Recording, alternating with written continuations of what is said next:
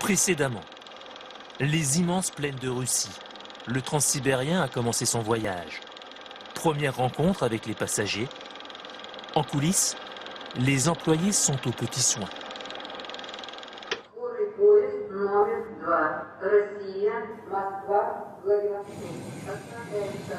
Le transsibérien laisse derrière lui Ekaterinbourg.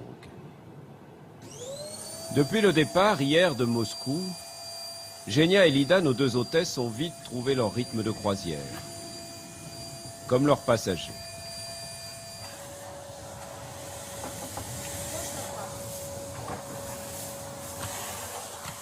Pendant que l'une passe l'aspirateur, l'autre prépare leur déjeuner. Cela fait plus de 20 ans que les deux femmes travaillent à bord de trains comme celui-ci. Des amis, plus encore que des collègues. Genia a 44 ans, Lida 52. Elles gagnent chacune à peine 400 € par mois, mais pour rien au monde, elles ne changeraient de métier.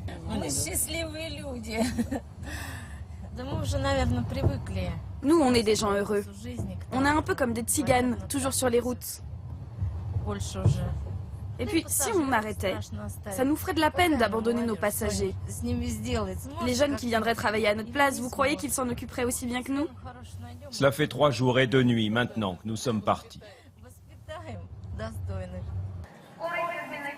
Nous voici à Omsk, à 2676 km de Moscou.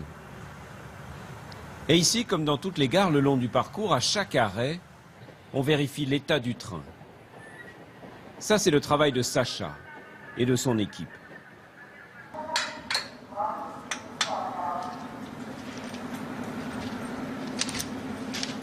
Un travail qui réclame avant tout une bonne oreille.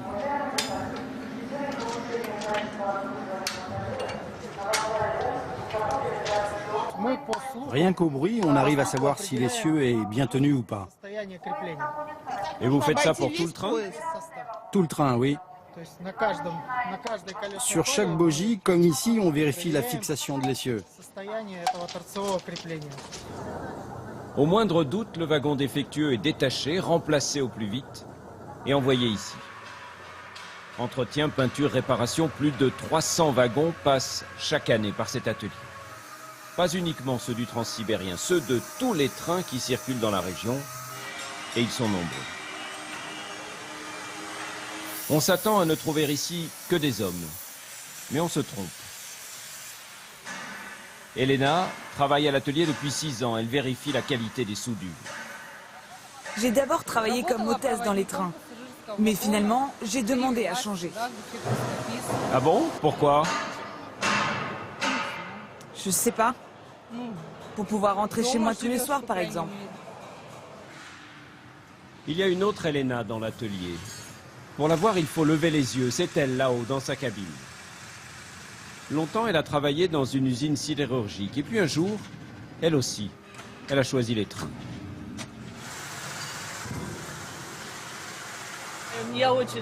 J'adore ce boulot. Je suis comme Dieu ici. Sans moi, ils sont bien incapables de faire quoi que ce soit. Tout ce qui est lourd et qu'il faut déplacer, il n'y a que moi pour y arriver.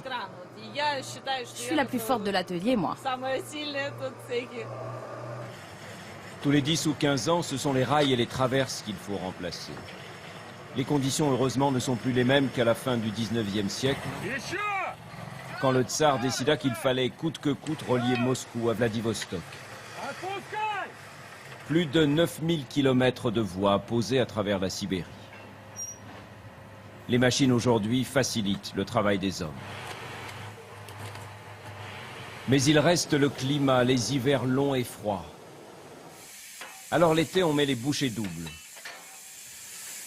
Il ne dure jamais longtemps.